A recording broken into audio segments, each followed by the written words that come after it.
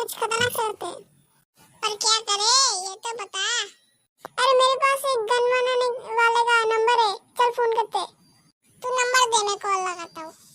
चल मैं नंबर देता हूँ 9436506502।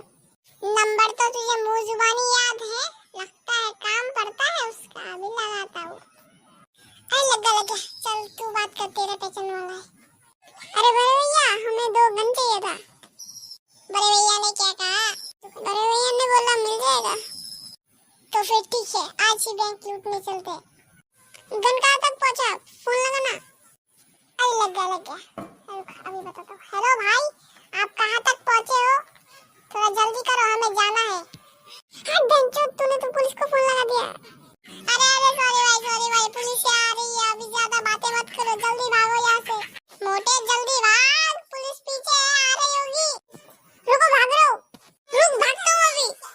तो गाइस, अभी वीडियो अच्छा लगा हो तो सब्सक्राइब कर देना और लाइक कर देना।